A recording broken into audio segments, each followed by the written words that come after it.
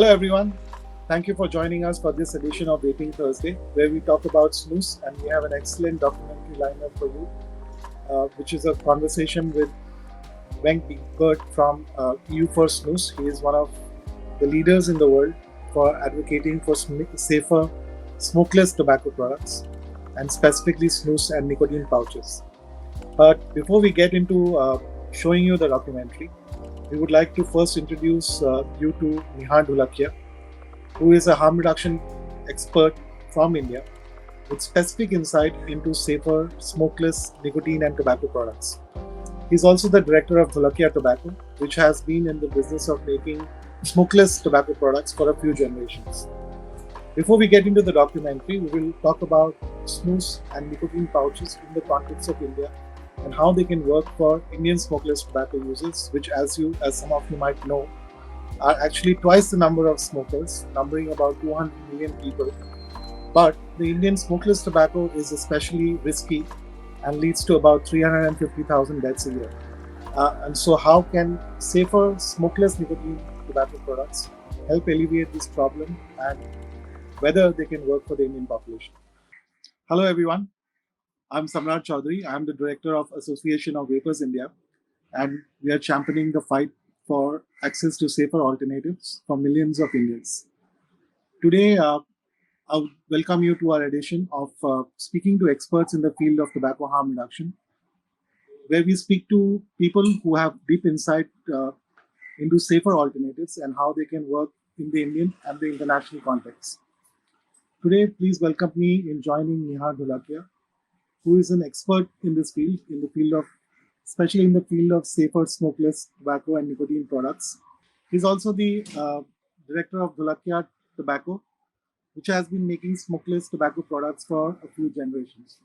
So, welcome, Nihar. Thank you for coming on to the show. Thank you so much. Thank you so much for having me. First off, can you tell us what is snus and how is it safer and different from Indian and Asian smokeless tobacco products, especially khaini, which is the most used tobacco product in India, used by about 200 million people, and which causes 315,000 deaths a year. And what do you think, or what kind of scientific evidence is available which supports the safety of snus over other Indian and Asian smokeless tobacco products? Snus is a moist oral tobacco portion, which has significant low amounts of TSNAs. So TSNAs are a group of nitrosamines which are present in tobacco and tobacco smoke, which are carcinogens. So the entire one of the reasons why snus is less harmful is because it has lower content of TSNAs.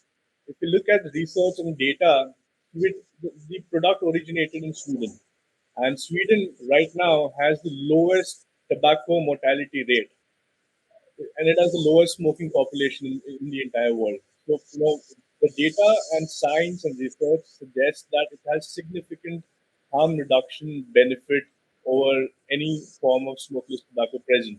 If you look at it in the Indian context, we have a wide portfolio of smokeless tobacco products. We have about 300 million tobacco consumers, but out of that, 200 million are smokeless tobacco consumers. But there's there's no quality control as such in making smokeless tobacco products in India. So there's no control of TSNAs, there's no control of the additives, and that's why the Indian smokeless is much more harmful than compared to a fruit. You know, if you talk about the entire process of how snus is made, the first step is selection of the right tobacco. We need to select tobaccos which have low TSNA contents. The TSNAs are part of tobacco. So the first step is selecting tobaccos which has low TSNAs in them.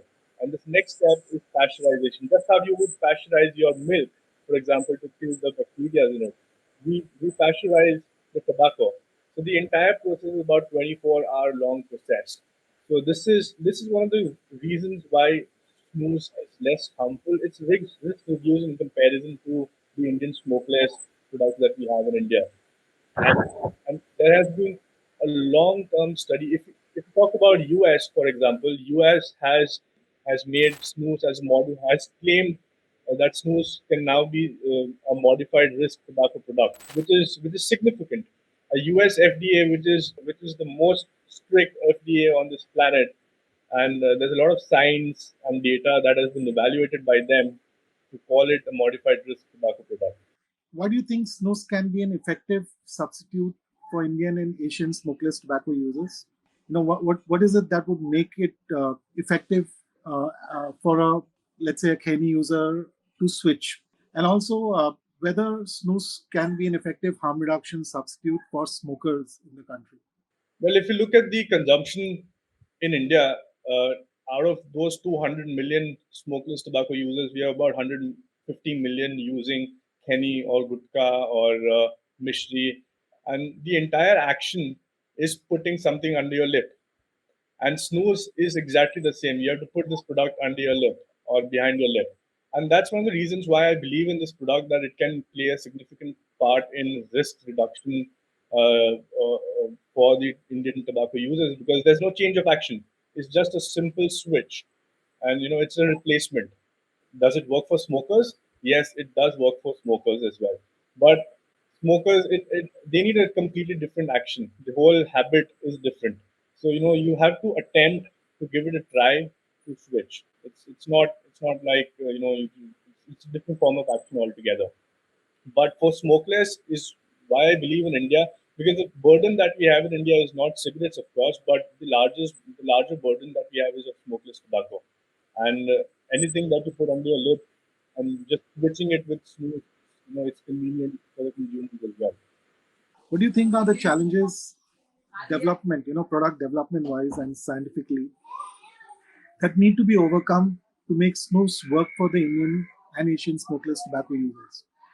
To give you an example of what I mean, is it possible to make snus in a way that, let's say, users can roll it in their hand, because that hand to mouth action, this rolling action is comparable to the hand to mouth action, which is a part of the behavioral aspect of using that product. So, is there a way that we can look at it, or there are other challenges that you think that need to be overcome? Well, I think in terms of product development, the drawback that I see in India is that we don't have too many tobaccos which has low TSNA contents, and that's one of the biggest challenge that we have in India. uh, Making a product which suits the taste profiles of the Indian consumers, that is easy. That is not a big problem. Replacing the action of rubbing something on their hand and putting it, that is something that we need to change, and the consumers need to adapt to something more sophisticated. We're just eliminating the entire process of rolling something on your hand. So that will go away, and that is going away, and that there's a cycle of each product, and we are noticing that the rubbing on the hands is slowly disappearing now, and more people are moving towards more sophisticated use of smokeless tobacco, and pouch presents an opportunity for harm reduction, also a little more sophisticated way of consuming tobacco. Okay, thank you. Yes, I can, even with vaping, when you make a transition, there is a change of behavior as a person starts using the product. I mean, of course, flavors is a big thing. With tobacco, with smoking, you just have that one particular kind of flavor. So initially, people do, when they make a switch, they switch with nicotine flavor or tobacco flavored liquids, but then they gradually expand the flavor profile and then try different kinds. So I think it's important that once that nicotine dependence is addressed, and once people make the switch, then they can expand from there. What exactly are nicotine pouches? Everyone is hearing about them, but tell us what exactly they are. What is the risk profile, and the risk profile compared to smoking? Compared to Indian smokeless tobacco products, and also compared to vaping. And what do you think, or who do you think is the most suited category of tobacco or nicotine users for whom they can be an effective substitution product? So nicotine pouch are very similar to a snus, but without tobacco, but with nicotine. We often call it. It's also known as tobacco-free snus. So in comparison to the risk profile, it is very similar to that of a NRT. And if we talk about NRT, is nicotine patches and nicotine gums. So it's 99% safer than any tobacco product out there on the market at the moment. There's no combustion. So the main killer is the combustion. So cigarettes, if we compare nicotine pouch to a cigarette, we don't have combustion there, and just the easiest intake of nicotine and the safest way that one can consume nicotine.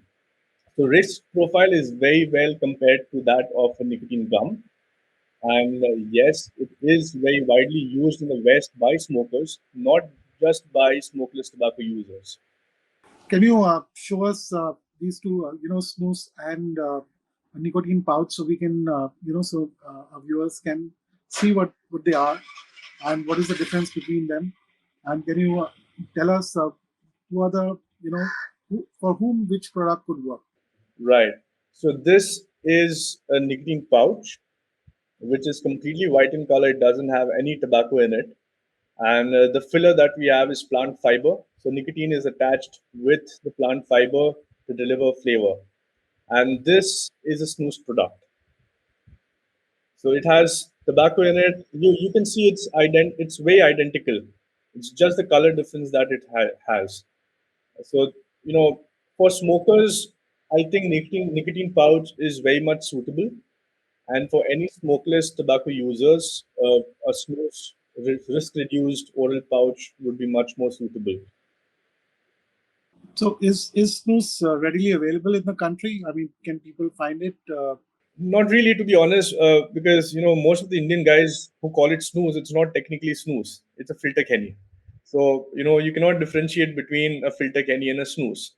So it has to come from responsible companies, promoting the products and promoting the brands. So they need to be responsible. They need to be offering the right sort of risk profiles to the consumers. But the good thing is that adaptation, people are adapting to the pouches. So which is important thing. So which becomes easier for snooze to be replaced or used by the consumers in India. So sophistication is coming. Everybody wants to be more sophisticated in terms of use. So we are seeing that at the moment, and there's a lot of pouches that are being sold in India at the moment. But not every pouch is a snooze product. So yes, some people are marketing filter canny as snus, which is not. I mean, what is the difference? I mean, how do you? What is the difference between filter canny and snus? So filter candy is made exactly the way a candy is made. There's no pasteurization involved. There's no The tobaccos are not low TSNAs. So that's one of the big differences. Everything comes down to the tobacco. The tobacco, the TSNAs are a part of the tobacco. So you need to select your tobacco very specifically with low TSNAs. And the process of pasteurization is also very important. So if you're not doing both these parts right, you cannot call your product a snooze. You can only call it a filter canny. So this is the harm reduction angle. This is where the quality control and harm reduction is put into a product. So as you know, India has a wide range of tobacco products. It has a spectrum, and which makes the challenge of developing safer alternatives uh, a big one. So, smokers, in fact, are a smaller component of the overall tobacco use in the country. BDs are the most used product, but they are still pale in comparison to the number of people who use smokeless tobacco products. In smokeless tobacco products, also there is a huge variety, right? Depending on the region you are, there are different kind of products being used, different flavors, different ways of preparing it, different ways of taking it. Uh, and I want to focus on a specific category of users, the ones who use tobacco with betel nut. Now, it's used in many forms. It's part of pan. It's gutka, which is banned in many states, but however, it's still freely available, and people have gotten around to around the current laws, and you can still find it everywhere. In the Northeast, it's directly consumed with betel nut. So my question is, do you think in the future will it be possible to develop a product? Now, we know snus addresses nicotine dependence, so it could be very well adopted by canny users. But what about people who use tobacco with betel nut? Because betel nut also has dependence properties, right? It's also an addictive substance. So, how can products be addressed to that demographic? And what kind of innovation would it take to get there? Right. So, gutka and pan masala are usually chewed, and snus and khaini are usually dip forms of consuming nicotine or delivering nicotine. It's just like it's gonna be difficult for any smoker to consume snus. It's gonna be as difficult as for a gutka or a pan masala user to switch to snus, because we need to replicate the whole chewing aspect, the action of consumption. It is quite possible to have a risk reduced product in that category as well, but it's in the making. It's going to take a bit amount of years to come out, but there is a certain possibility of such product coming out in the next few years for sure. So, as you know, flavors have become a hot button issue in the West. Uh, with claims that flavors attract kids. Of course, there are a lot of holes in that theory because it's not like adults flavors don't attract adults, right? One of the reasons why a lot of people are stage switch out of smoking is because it gives them a choice. It gives them a way to address their palate.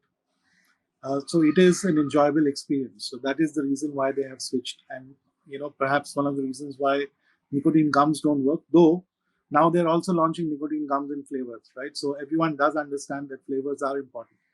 What I want to ask you is how important are flavors in smokeless tobacco products, in snus products, in nicotine pouch products? Do they have the same kind of importance that they have for vaping products, or is it even more important? I could imagine more because it is something which you directly put in your mouth. But tell us what you think. I think flavors play a big part in the entire harm reduction. It's very important for anybody who's willing to switch to have flavors. If we talk about India, yes, the Indian palate is much more different than the West. We don't have too many chewing khaini or dip tobacco with flavors, but we have a lot of flavors in chewing tobacco, and which is very specific to floral and spice, etc., etc. So yes, I think if we want anybody to switch to a risk-reduced alternative, flavors are going to play a big role, and we need to deliver them products with similar taste profile so that it becomes way easier for them to switch. So in the long run, I think flavors are gonna play a very pivotal role in enabling, helping people to switch to safer alternatives. Thank you, Nihar. I was in Delhi a few months back and happened to come across someone working in the tobacco control field. Uh, and already, there is, noises coming from that section that, snus comes in flavors, nicotine pouches come in flavors, they will attract kids. And that is their central reason for opposing them. So the harm reduction aspect gets buried in the fact that they could be appealing to kids. How do you address a concern like that? Responsible marketing and responsible distribution is going to be a big thing in the next 5 to 10 years. With what has happened in the US, we don't want any products or any risk reduced products to go the same way. Uh, so first, the companies who are selling the products needs to be completely responsible, and second, sure, we won't do fruity flavors or flavors which are attracted to the kids, but we can do a lot of other flavors which are not quite attractive for the kids, like traditional smokeless tobacco flavors. So that and mint is something which is very common, and mint is very appreciated by the Indian smokeless tobacco users as well. So I think there is going to be a certain segment of consumers and who are going to opt for such products. But at the end of the day, it comes to responsible marketing and responsible distribution and selling. So that's where the companies themselves have to be very careful, and they have to make it right. They cannot go out and sell to kids. India, as you know, is a major producer of tobacco. Do you think we have the capability to manufacture and distribute safer nicotine products, be it in smokeless or in vaping, and be a leader in this field in the future, because we already have that large production. Do you think that production can be transformed or converted? Because right now, the tobacco is being made for the most harmful products. It's being made for it's it's been grown for tobacco or for smoking, for smokeless tobacco products which are quite harmful. So do you think in the future India can lead this transformation, transform and lead this whole movement for transition to lower, safer nicotine products? Absolutely. I think, India is the second largest grower of tobacco. It is the largest extractor of nicotine in the world. So we have everything that it takes for India to lead in this safer product, making safer alternatives for the world. We could be a global leader, but there has to be a certain knowledge, awareness, recognition of such products, and come from the government. We need support from the government to do so. There has to be support for the farmers. There has to be support for the nicotine extractors. There has to be some sort of regulation put into place for making safer alternatives. There has to be science, research, data that has to be started, because we are at least 10, 15 years back. If you look at Sweden, if you look at US, they are 10, 15 years ahead. And, India has everything to be the global leader in this particular segment. We're just not utilizing it. That's what I think.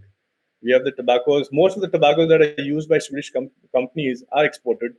Most of the nicotine that is used in vapes or in nicotine pouches is exported from India. So we have everything, but we're not utilizing it. Not even for our home market. So we are very well placed to be a global leader in safer alternatives for the world. To dig a little deeper into that, Nihar, so what kind of let's imagine that you had policy control, or you had a way you could shape how this thing pans out. What are the few steps, or what are the few initial steps that you would take uh, on this journey to transformation, which will also give us an insight into what is needed for this transformation to take place? Well, I won't talk from the base, but I can tell you there's no such regulatory authority governing what is put in a tobacco product. So we need somebody to regulate this entire production process of a tobacco product. That's where, like FDA, for example, in the US, you need, if you want to sell a tobacco product, you need to submit all your data, all your scientific research to the FDA to be able to sell that product in the US. We don't have that landscape in India at the moment. So the most important thing right now for us to have a regulating body who regulates the manufacturing of tobacco. What's being put, what should not be put, what are the limits on tobacco products. This is the start. If we start doing this, I think we'll come to a point where any tobacco manufacturer in India will be able to provide a risk reduced alternative. So this is the most important thing right now for us in India. Any licensing is also very important. We don't have any licensing in India, for example. You can just get a GST number, you can register with excise, and you can start manufacturing tobacco products. That's not how it is done in the US or in Europe or in any place in Sweden, for example. You cannot do that. So there's a whole approval process, the product approval process that a company has to go through to be able to market that product. So I think that's the one thing that we lack in India, and if we take control of that, I think we can offer products which are risk reduced, of course, and which are controlled.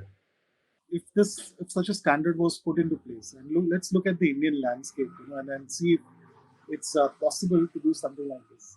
So most of these players, or most of these manufacturers, are small time players, right? They are cottage industries, and will they be able to comply? I mean, laws are good if they can be implemented, right? If they are good for the region for which they govern. So, do you think they will have? Is it possible for them to comply with these standards? Now, this as a uh, person from the industry, you would know better. I mean, So if manufacturing standards were put in place, in short, do you think it could be effective, could be implemented such that these small players could then abide by these standards? And what kind of monitoring mechanism would be needed? Do you think it's feasible practically to do something like this in a country like India? We have to look at the larger picture.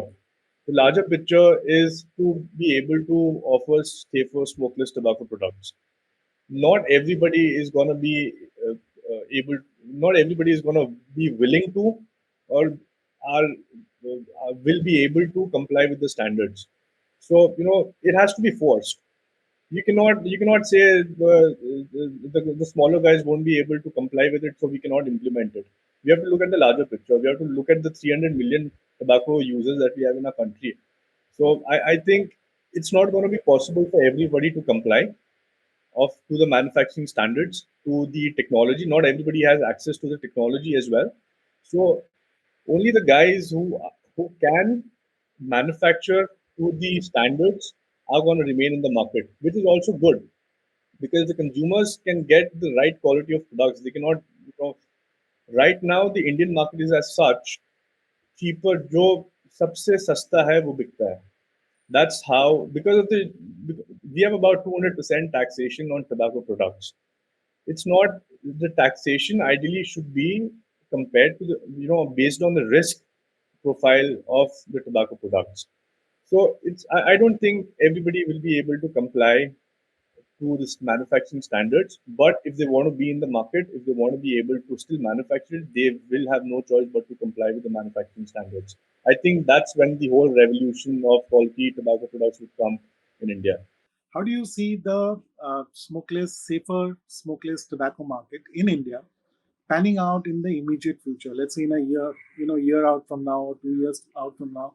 What kind of changes do you expect to see, or some things that are already happening and will become bigger? I think the smokeless tobacco market in India is the most complex market on this planet, to be honest, because we work in the US, we work in Europe, and the Indian tobacco market is very weird. What is happening right now is that people are moving towards oral pouches. People are, they don't want to put tobacco on their palm, rub it, and put it under their lip. So that certain change is coming into the market, which means that a product like Snus can be easily adapted in the Indian market. With with regards to chewing, there's no alternative yet, but we think an alternative would come out in the next 1 or 2 years, and that would work best for the chewing segment as well. And I think the tax burden is as such. The purchasing power is low in our country, and that's one of the reasons why safer alternatives are being killed in the entire industry, in the entire country. I think taxation needs to go down a bit. It needs to be risk relative taxation. Once that is put into place, I think we could be a global example of harm reduction for the entire world.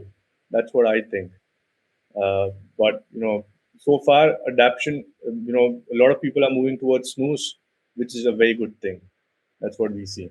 Any final thoughts on what you would have to say to the policymakers, to the scientific community, and tobacco users before we wind up?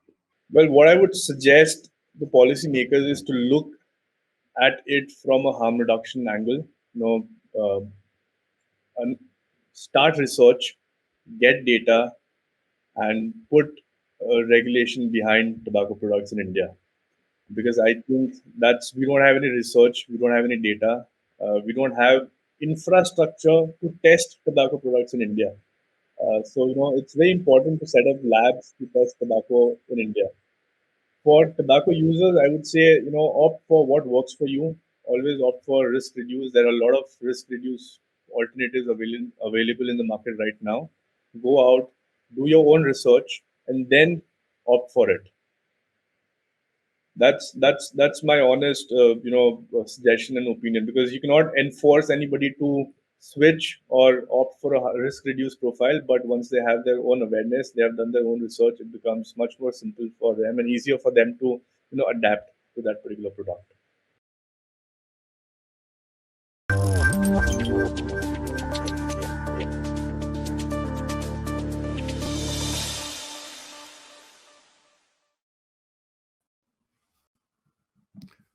Hello, everybody. This is Bengt Wiberg from Sweden, and it's about to snow today, they say. It's rather cold here up in Sweden. Thank you very much for inviting me to this session. We are going to talk about snus, nicotine pouches. What is the difference? We're going to talk about flavors in greatly harm-reduced products, such as e-cigarettes, heat-not-burn, snus, nicotine pouches. And I'm going to explain the Swedish experience of snus. Should I speak louder? Can you hear me better now? Fixing the technicalities. Can somebody put in the text box if you can hear me well now?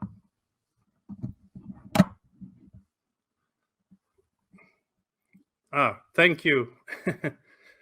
Thank you very much. So, who am I? I am an MBA, an economist from Linköping University who some years ago resigned from my post to become an inventor. I'm also the founder of the EU for Snus movement. We have members from more than 100 nations, all adult men and women nicotine users. And we did a survey with hundreds of replies on the EU for Snus Facebook group. And as it turned out, more than 80% of us are former smokers who has quit smoking for good with snus. Or, wow, nicotine pouches. I will explain the difference in a moment. So the EU for Snus movement, we are a international crowd consumer movement. There's no employees, and I'm not the director, as somebody mentioned here in the introduction.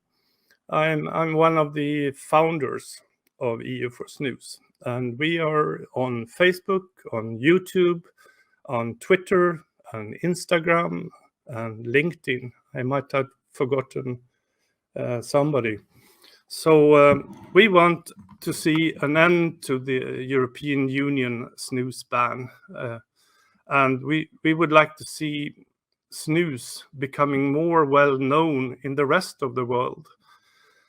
Today, we have about more than 10% of the adult population in Sweden. I think it's actually around 17% of all persons who are allowed to vote in Sweden are using snus.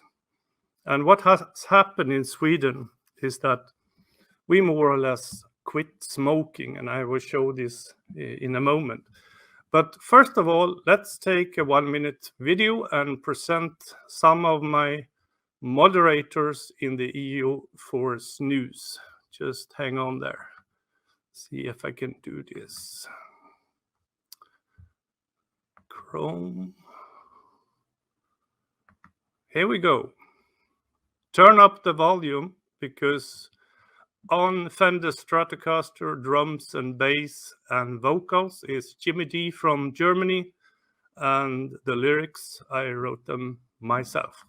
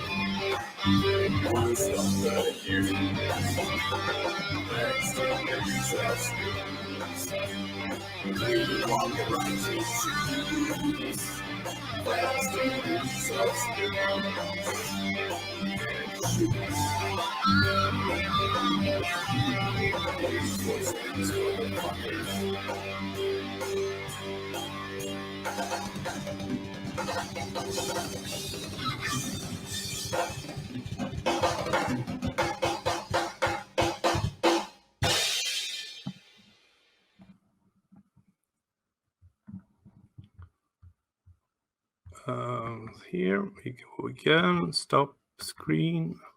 Oh, can you hear me? Did you like the music? Come on. Put something up on the notes beside you. So, what is Swedish snus? Well, it started about 250 years ago. And the first snus was loose snus. I don't know if you can see. Now I spilled some snus on my keyboard, but it's loose snus. You grab between your fingers and you press a little ball that you place on your upper lip.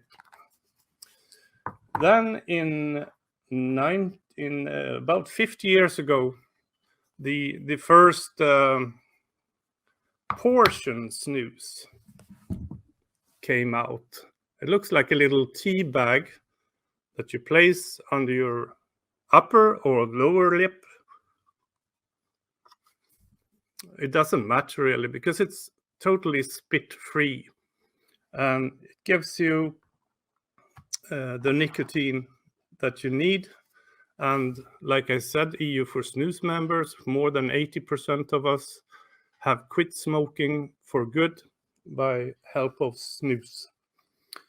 So what are the ingredients in snus? It's grained tobacco, which is air cured, and that is pasteurized, in difference to the US moist snuff, which is normally fire cured. And the pasteurization kills bacteria. And besides grain tobacco, there's a high water content. Some used to say it's the most expensive water on the planet because we have a snus tax in Sweden, which is quite high. It's about $60 per kilo. And the water content is normally around 40-45%. Then we have salt, sometimes flavors. Snus comes in many flavors. pH adjusters, and that is about that. Snus was invented, like I said, 250 years ago in Sweden, and in the 1800s it emigrated to America. So,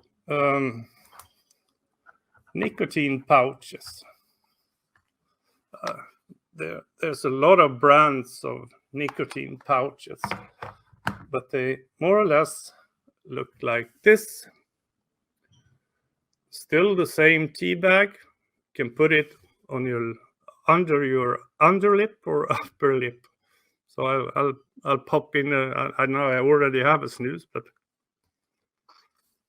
why not put in one more? So it is used in the exact same way as snus, but the content in the pouch has no tobacco leaf whatsoever. The filler, let's say everything else is the same. We have water in nicotine pouches, we have salt, we have flavors, we have pH adjusters, but the filler is plant fibers from the plant kingdom instead of tobacco leaf.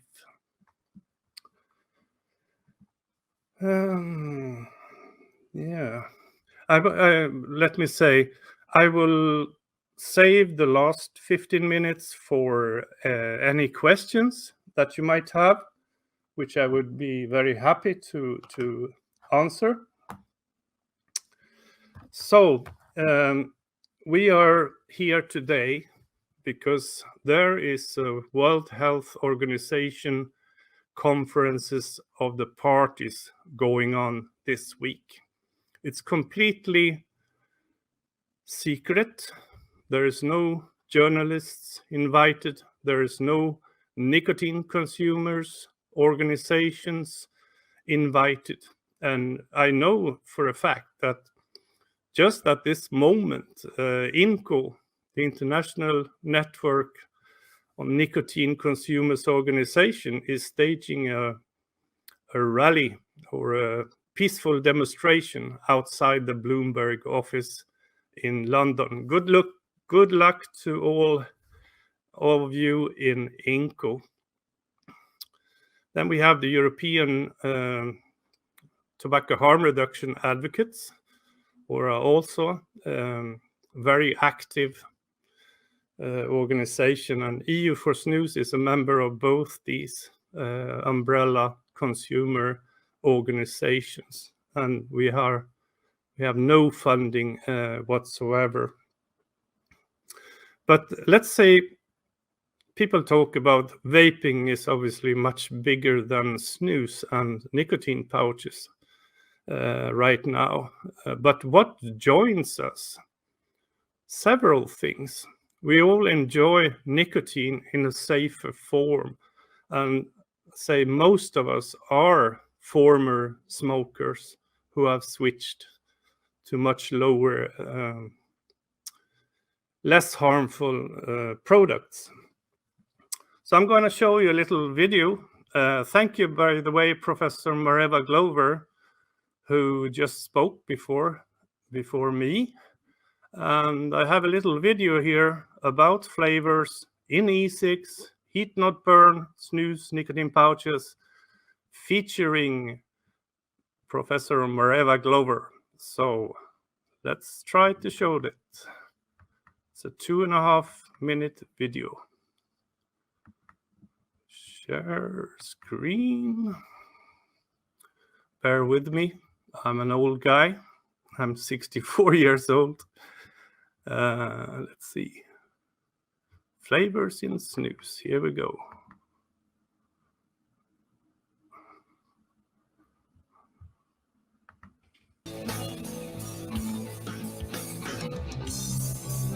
Hope you can see. A very immediate question that involves actually the whole world, and that is flavors. How can availability of different choices of flavors in e-cigs and snus, for example, contribute to more people managing to smoke? Yeah. So one of the issues is that smoking tobacco, that has been the most sort of dependency forming way of using nicotine. When people switch to vaping and heat not burn, and heat not burn is a good example because it is weaker. It's weaker. And I've just been to Japan, and for people switching over from smoking, some people find the heat not burn is not as good. So one of the users said to us that what he did, he switched to a mint flavored heat stick. He didn't used to smoke menthol. He switched to mint, and that helped and kind of compensated a bit for the weakness of the new product. So it's the flavor adds another aspect to the more aspects you have, the opening the packet, the hand-to-mouth movements, the sensory aspects, and the flavor. It adds... And your scent. Yes, the smell and the taste. It adds to the experience. And if something has less experience, less reward, and is weaker than smoking tobacco, it's important to help people switching over that. The flavour is incredibly important. I'm totally against banning the flavours. Right. In tobacco, in this heat not burns, snus or vaping, that would be another thing that would undermine the success of people switching over. The success rate would most definitely be affected, I guess. Yeah. And if we are modern people, and we are normally used to having a variety of everything.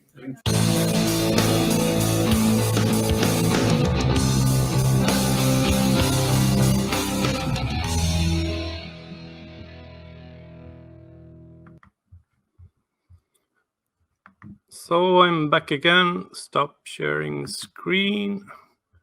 Here we go again. I hope you enjoyed Professor Mareva Glover's view, and I think all of us views on flavors. And the video was also featuring my good friend Eric Atakan Befritz, who is now in London. Yes, I'm going to share something else. In the end of September, I was invited as a panelist and a speaker at the No Smoke Summit. And I was very happy for this because here we had, for example, several worldwide known cardiologists and one of the foremost experts on snus in the world. Let me try to show you the slide. Share screen. Chrome link. Here we go. And present. I hope you can hear me also. Show present. Hope you can see this from the beginning.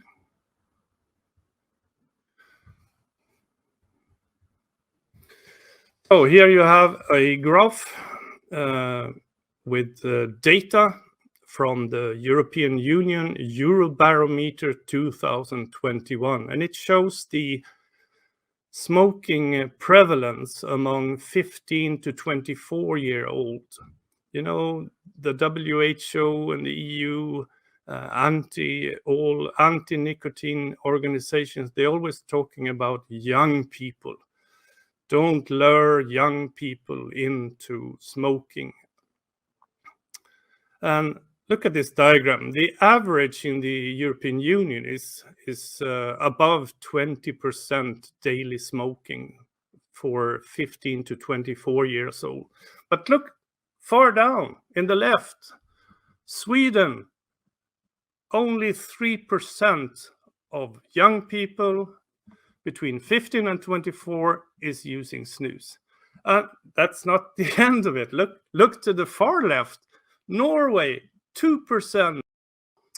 So tobacco consumption in Sweden is about the same as the EU average if you measure by kilo or volume. But the Swedish tobacco mortality and the cancer rates, lung cancers, oral cancers, cardiovascular diseases, COP, and all these smoking related sicknesses, cancers, are the lowest in the European Union. And this is mainly because in Sweden, and as you can see in Norway, in Iceland, we are using snus and nicotine pouches instead of smoking. At this event, end of September, I was commenting on the European Beating Cancer Plan, the BECA. And what is symptomatic here is that in this BECA plan, they are talking about 40% of cancer cases in EU are preventable, such as cancers caused by smoking. I couldn't agree more. But then they start talking about tobacco consumption continues to be the leading cause of preventable cancer. So you go from smoking to tobacco, which includes snus. And then the conclusion is through rigorous enforcement, including stricter rules on novel nicotine products, like nicotine pouches, like heat not burn, like e-cigarettes. And then all of a sudden, from smoking, which is the biggest cause of all cancers and tobacco mortality, to tobacco, which includes snus, nicotine pouches, and anything has to do with nicotine. And the European Beating Cancer Plan also says we will use the remarkable potential of new technologies and scientific progress to reduce cancers in EU. And what do we have here? Here is a scientific study that came in 2020 by Merck, etc. You have the reference below. And this is the relative risk hierarchy of 13 nicotine products. To the far left, you have combustible cigarettes. And what do we have here? We have, if you look to the far right, you have snus, you have electronic cigarettes, you have non-tobacco pouches, you have nicotine replacement therapy, which is nicotine gums, nicotine patches, nicotine lozenges, and all kinds of fruity flavors. And then you have 0% risk, and that is non-use whatsoever. And as you can see, in this study, they place, for example, nicotine pouches at 0.22% the risk of smoking cigarettes. I highlighted these new innovations which greatly reduce risk. There's lots of big data in regards to the relative risk of snus.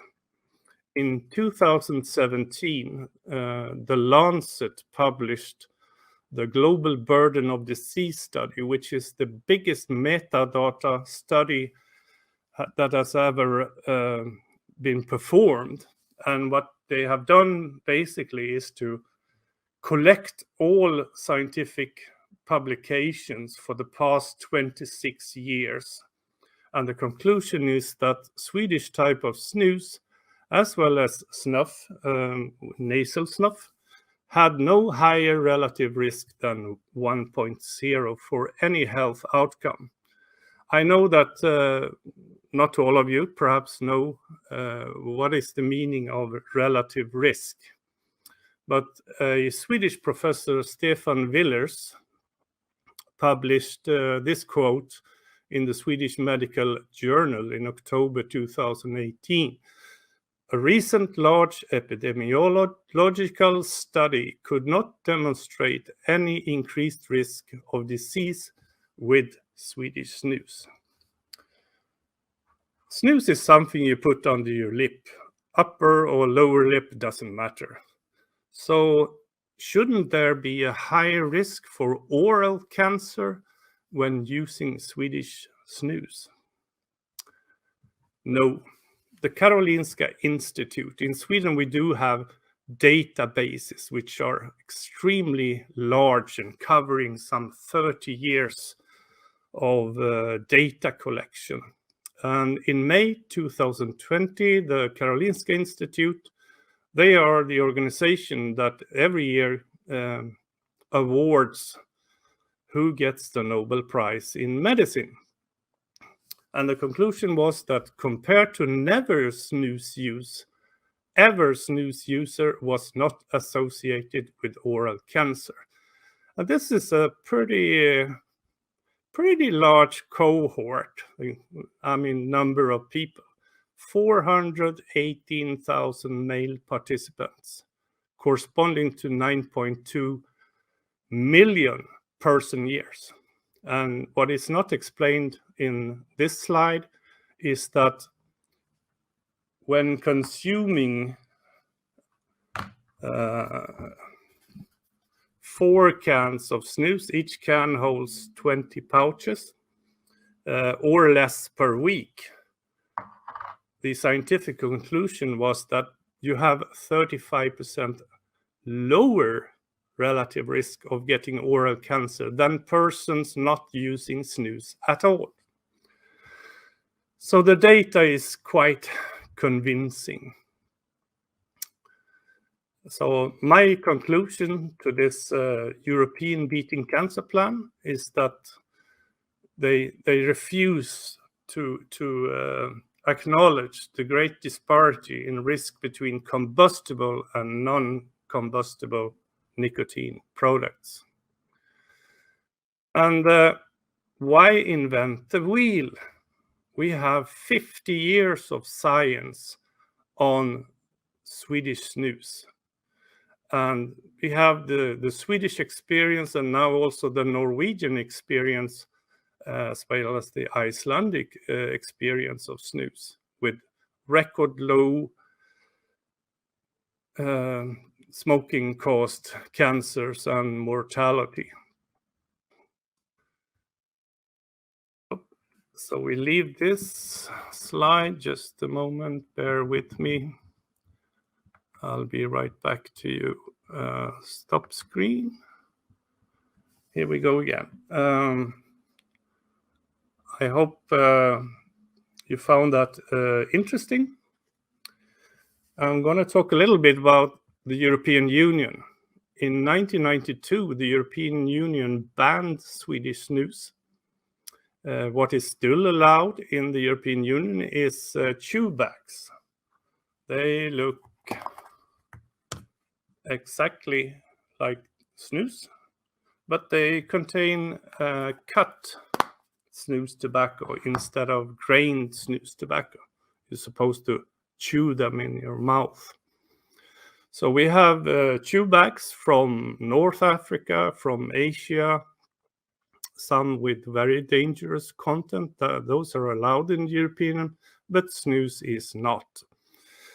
I was invited by the New Nicotine Alliance of UK to participate in the snus trial hearing in Luxembourg in January 2018.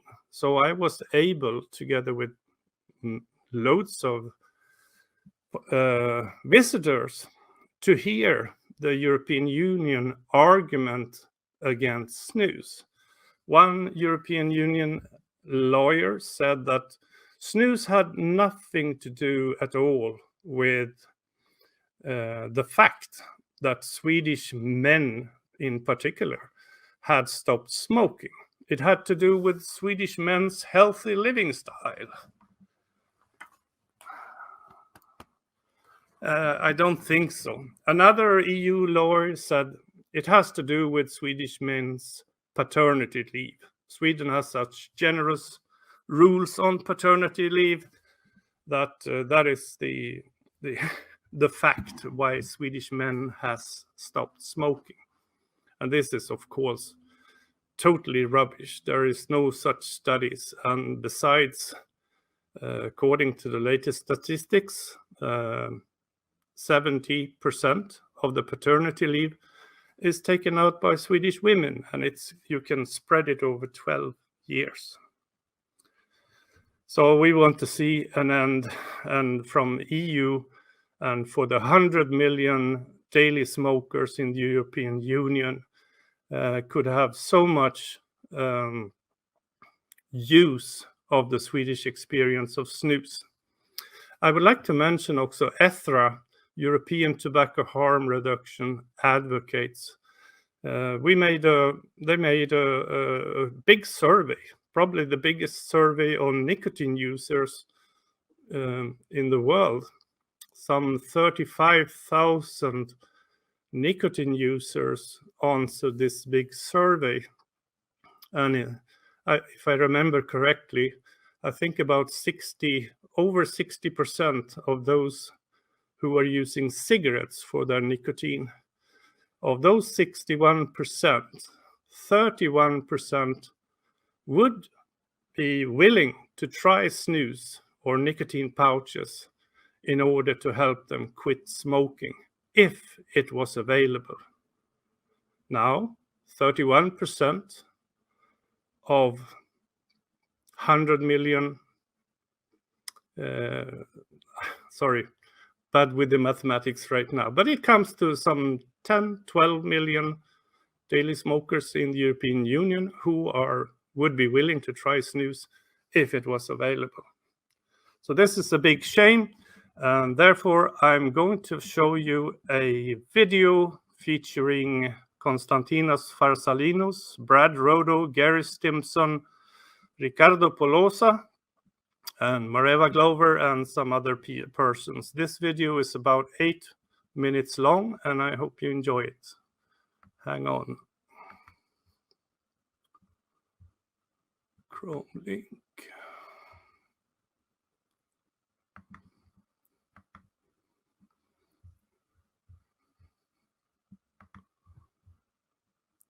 Hi everyone. I'm holding in my hand a pack, let's call it, of snus.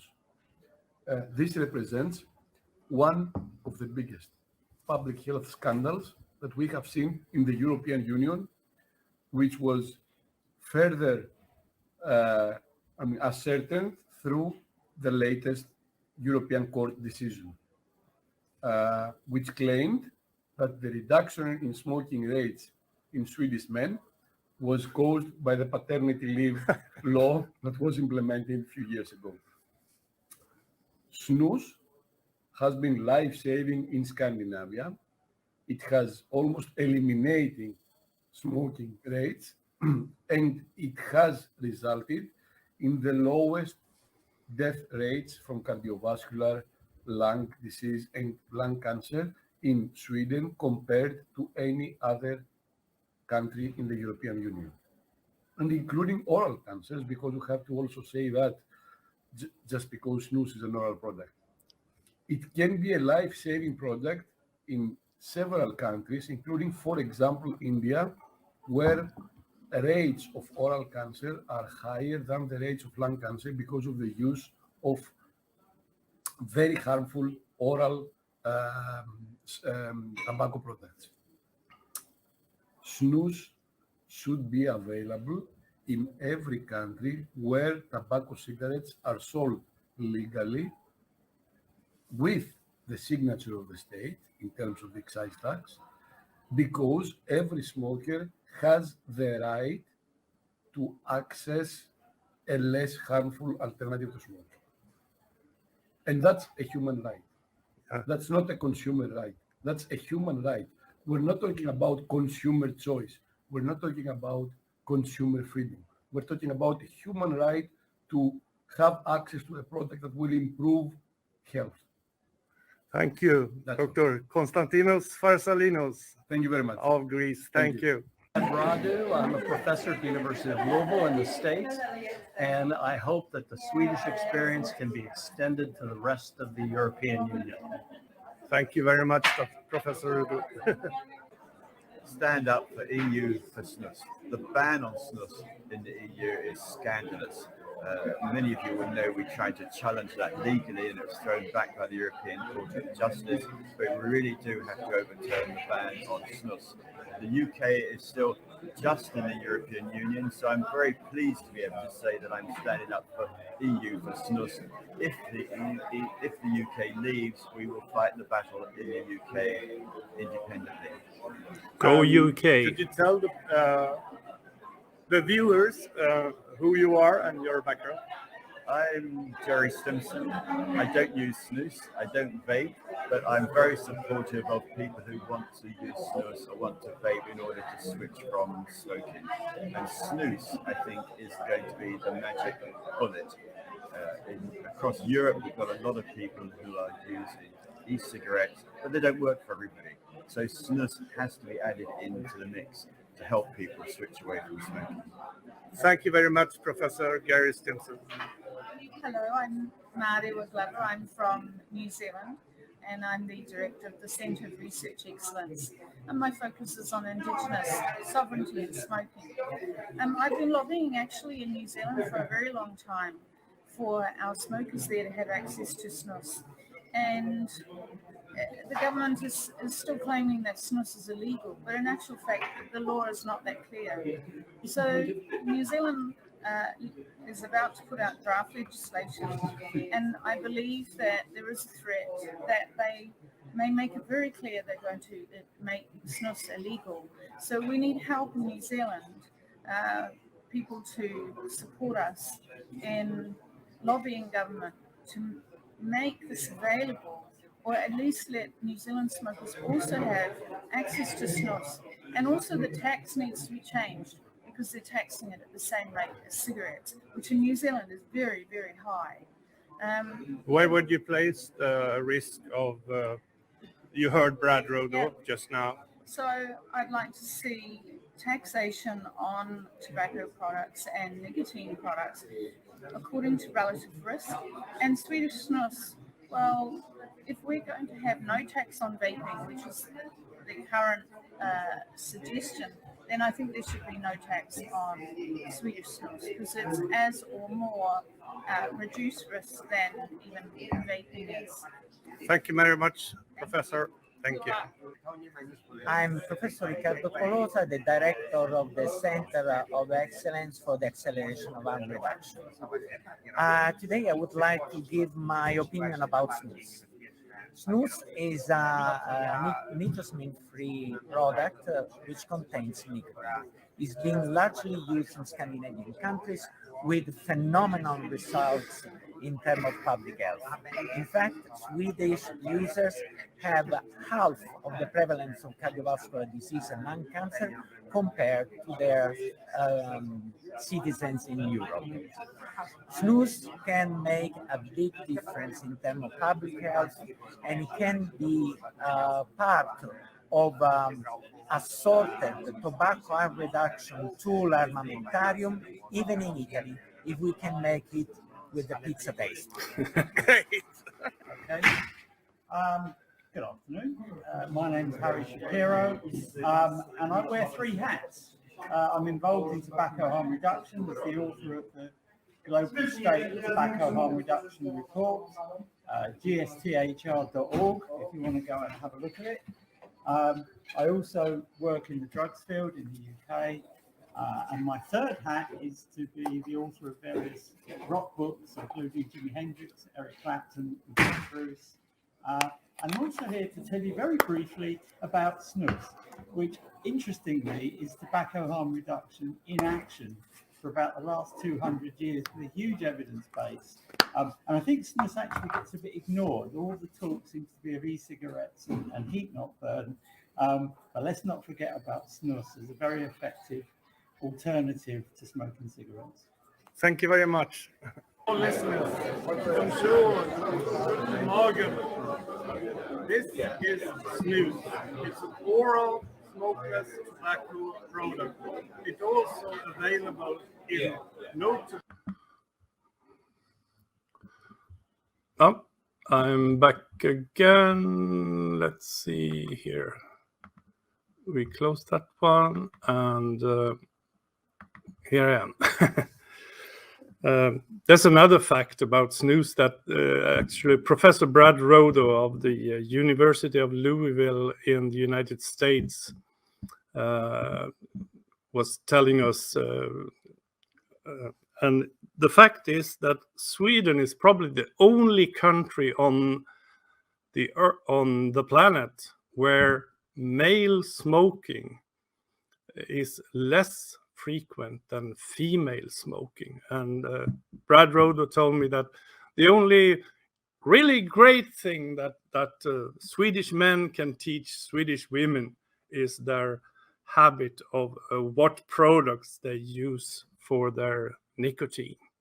In all other countries, I think like in China, there's a smoking prevalence of 50% among men and only 2-3% among Chinese women.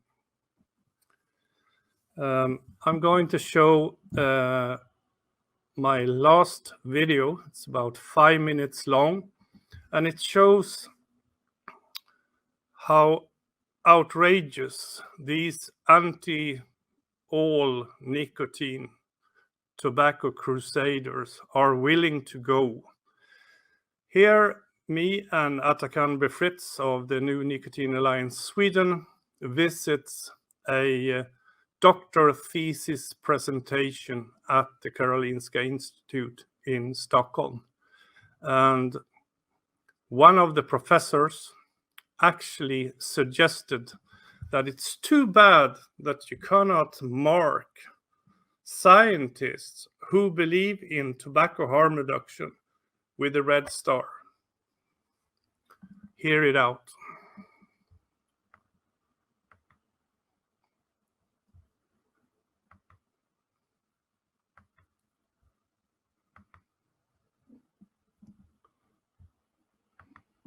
Hi, friends of snus and e-cigarettes and tobacco harm reduction. I'm Bengt Wiberg, representing EU for Snus. And I'm Atakan Befritz, representing INCO and NNA Sweden. We just came out from a very interesting seminar where a doctor presented his thesis on vascular effects of snus and electronic cigarettes at the Danderyd Sjukhus Hospital in Stockholm under the auspices of the Karolinska Institute. The most amazing part of this show, which you will see later on a video, is that the conclusions drawn on this study on vascular is that, I'm quoting now the doctor, e-cigarettes and snus should therefore not be considered as harmless recreational products. Which means, to the best of our understanding, that as that is a clear-cut premise of the whole discussion part of his thesis on his 5 papers, is that we are saying it is a harmless product. You are saying it is a harmless product. Industry is saying it is a harmless product. And scientists who agree with us are saying it is a harmless form of nicotine use. To the best of my knowledge, none of the people I have met over my 12 years in tobacco harm reduction advocacy have ever used the word harmless. It's not harmless, it's vastly harm reduced. Yeah. Royal College of Physicians in London concluded that e-cigarettes and snus are probably more than 95% less harmful than smoking cigarettes. Snus, on the other hand, given the epidemiology that we do have in Sweden, over 120 years of over 10% adult male lifelong exclusive snus use, is that snus will fall somewhere in the 98 to 99.9% harm reduced category. So more reports will come from this 3-hour seminar and discussion. And by the way, who said something about branding people with a red star? Oh yes, Gunilla Bolinder, in one of her questions that was very heavily regarding conflicts of interest and machinations from industry and so forth and so on, actually said to the audience in the room that it's too bad that they cannot mark us with a red star. And those of us with a little bit of knowledge of history hear and see very disgusting parallels in hearing a prominent scientist use that kind of language. That is completely unacceptable. Yeah, there was the yellow stars. Could have been that. For example. One thing we did ask was that in the discussion part of the thesis, there is also quoted that the majority of e-cig is sold and made by the tobacco industry. We asked that is not consistent with the data we have, or Wells Fargo, or anybody else who is very good at those things, because it's less than 20%. And the doctor who wrote the thesis, he was also asked by someone in the panel group, was Hans Gilliam of Tobacco Factor. So yes, tobacco facts and emeritus Yeah. tobacco control professor. He asked, who should be responsible if you introduce a new consumer product like this one, e-cigarettes? Who, in your opinion, would be responsible to show the evidence that this is a safe product for, say, 20 or 30 years, as we have seen tobacco smoking as an example? anyways, here's Atakan Fritz, Bengt Wiberg, outside the Danderyd Hospital, and we hope you support #EU for Snus and liberty for all men and women. 1.2 billion people are smoking today at a cost for the world society of $2 trillion and 6 million dead annually. And we are reporting from the bike shed. Yes. You have also in your reference list, quite a lot of people that have interests or conflicts with the tobacco industry. And that's very hard because you cannot mark them with a red star or something like that. But they do exist there in it. And they are working hard now on the harm reduction model. Yes. We just touched on that.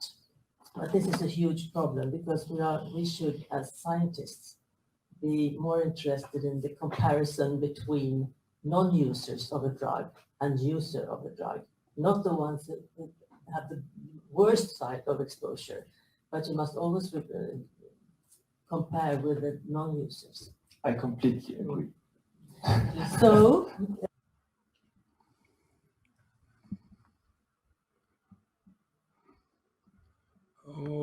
let me get back to you. I hope we have some listeners and viewers.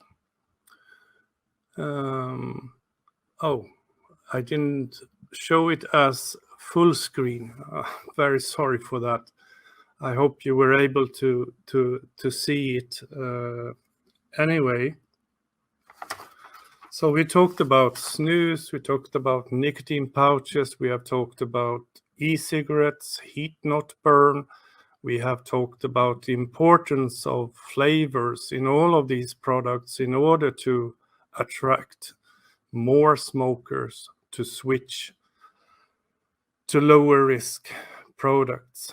And all this talk about banning flavors and only allowing tobacco flavors. I mean, in e-cigarettes and nicotine pouches, there is no tobacco. What is a tobacco flavor? And would you, for example, what if you banned all the flavors in alcohol? Who would drink? They would all taste like water. Is that a good idea?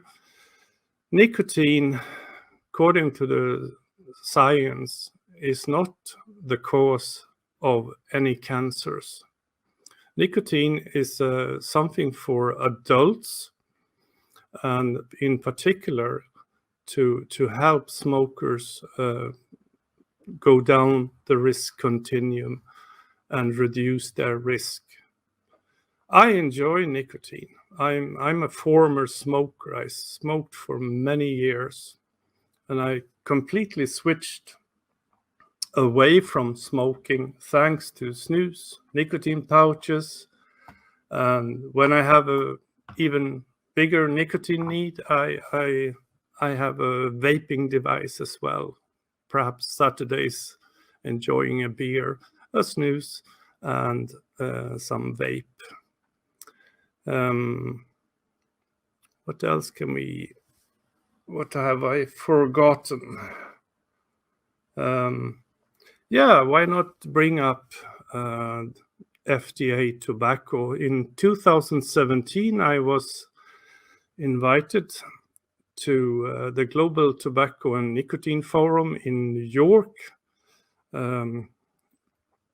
Besides receiving an award for most exciting newcomer to the industry, for my innovation of a completely different pouch. I also were able to interview Director Mitch Seller, the director of FDA Tobacco. And I asked him, what is your opinion about the Swedish experience of snus and how this has helped Sweden have the lowest cancer rates of lung cancer and cardiovascular diseases in Europe? And Mitch Seller replied there. Some people said it was the first time in history that FDA actually acknowledged something being less harmful than cigarettes. And he said, FDA absolutely understands the Swedish experience of snus. Because of the epidemiology, we have a whole nation with epidemiological data supporting that snus is less harmful. And just a couple of years ago, 8 brands of snus were approved as the first ever in FDA history, modified risk tobacco products. And since then, IQOS, the heat not burn device, has also received this, and also several e-cigarette brands. So now I would say FDA has shown the way, while the European Union and anti-all crusaders, tobacco control crusaders, are still resisting.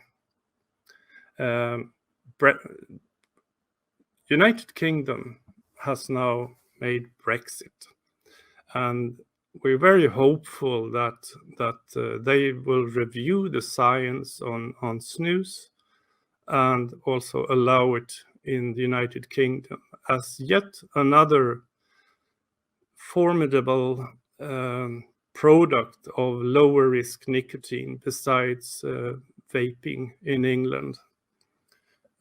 Nicotine pouches are allowed in the United Kingdom, but not snus containing tobacco, unfortunately.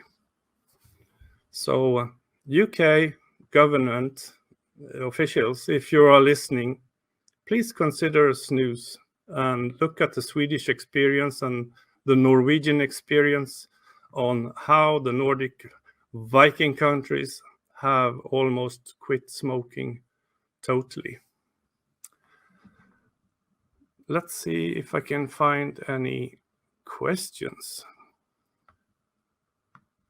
I wonder if I have to go into YouTube to see those. I forgot to show one video. It's a video that has been viewed 16,000 times on YouTube. It's very short, it's 3 minutes. And the video is called "How Dangerous is Snus Compared to Smoking?" Hope you enjoy it. Share. Stop screen.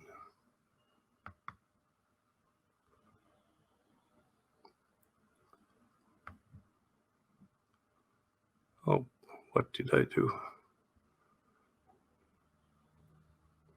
Share screen, Chrome link.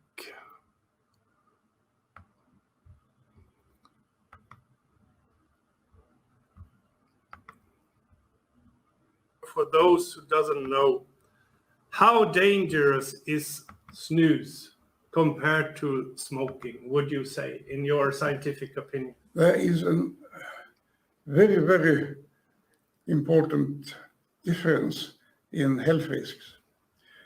The most modern medical research has actually ended up by saying that snus does not cause oral cancer, does not cause cardiovascular disease. The cardiovascular risks are close to negligible in the case of snus. And speaking of lung cancer, it's quite obvious that there is no risk at all, since snus doesn't reach the lungs. And the same thing for the airways and the neck. And that means that the chronic obstructive lung disease, which is one of the major smoking-related causes of death, has zero risk for snus. If I draw behind you, there is a scale from 0% to 100% risk for life and serious health problems. Where would you put snus on this scale, in your opinion?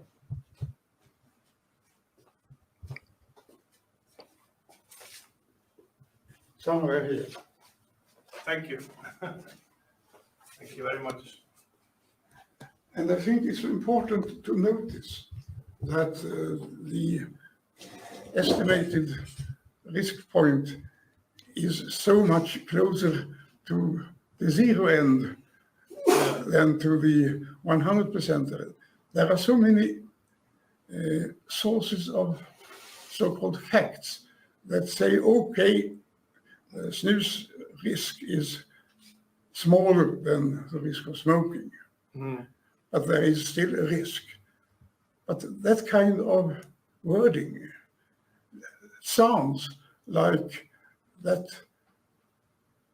cutoff point being located quite close to the 100% end of the scale. Yes. So I think it's important to notice the exact location of that point.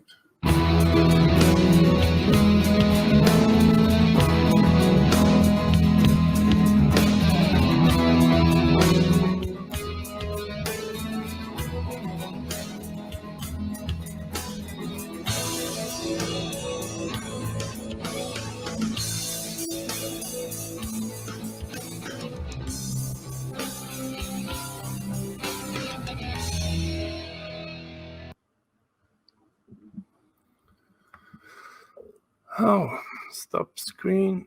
Oh, stop. Oh, what did I do? I don't know if you can hear me. My time is almost up. It's 3 minutes to 12 o'clock Swedish time. I thank you for viewing and listening.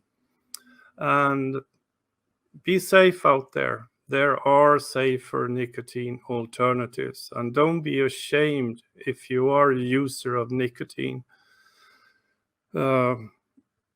Just try to use the lower risk ones. Thank you very much, and over and out from Bengt Wiberg, EU for Snus.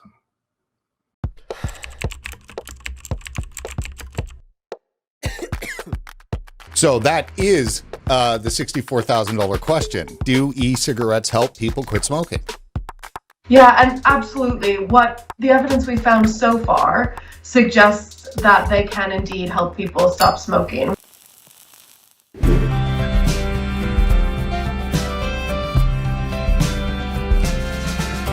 If asking your mate down the pub about vaping, here's what they'd probably say. No one agrees if it's safer or not, so you might as well smoke anyway. Now what your mate needs is a Cochrane review. All the facts have been checked at least twice. They'd find there's a lot that the experts agree on and might give you different advice. The question isn't really whether or not they're safer than smoking, because at this point, kind of broad scientific consensus is that absolutely they are. The question is, how do we regulate them effectively? Now a cigarette burns with a horrible heat, making all sorts of stuff to suck through. like arsenic, cyanide, and carcinogens, which is why it will kill 1 in 2. But with e-cigarettes it may look like you're smoking, but vapor and smoke are the same. Vapor's just what you get when you warm liquid, but there's poison that comes from the flame. If you're thinking of switching to vaping, do it!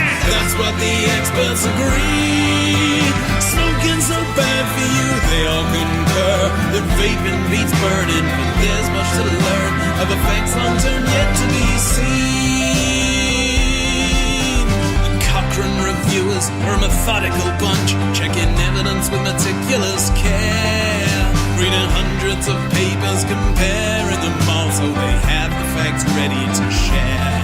Well, the vaping review screened a paper or two, well, 1,700 or so, 11,400 participants studied. That's why they can say that they know. If you're thinking of switching to vaping, do it! That's what the experts agree. Smoking's so bad for you, they all concur that vaping beats burning, but there's much to learn of effects long term yet to be seen. So next time down the pub when you're offered a smoke, here's what you can say to your friend. Switching to vaping is safer than smoking, may help you quit in the end. But remember to mention the findings we have can't tell us what'll happen long term. Even though we know vaping is safer than smoking, we may still find cause for concern. If you're thinking of switching to vaping, do it! That's what the experts agree. Smoking's so bad for you, they all concur that vaping beats burning. There's much to learn of effects long term yet to be seen. Switch to vaping, do it! That's what the experts agree. Smoking's so bad for you, they all concur that vaping beats burning. There's much to learn of effects long term yet to be seen.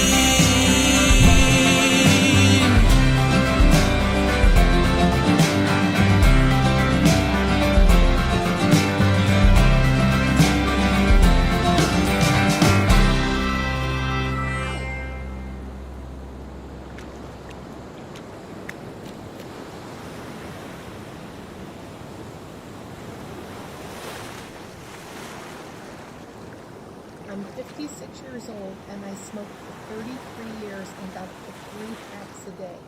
I quit smoking using vapor products. I smoked for well over 30 years. In 2006, I lost my wife and best friend of 18 years to lung cancer. I thought I would die with a cigarette in my hand. I have not had a cigarette in over 10 years. Today I vape banana at 1.5. Vaping saved my life. Hi, my name is Nick Orlando. I'm happy to say I'm an ex-smoker for 12 years. I use flavored vapor products. Caramel, bourbon, custard. My name is Ryan Benford. I live in Northport, Alabama. I'm 41 years old. I smoked for 23 years, and I quit smoking using vapor products. I have helped multiple family members, friends, relatives quit smoking by using vapor products. Science has proven that vapor products are at least 95 to 97% safer than smoking. Please stop the lies.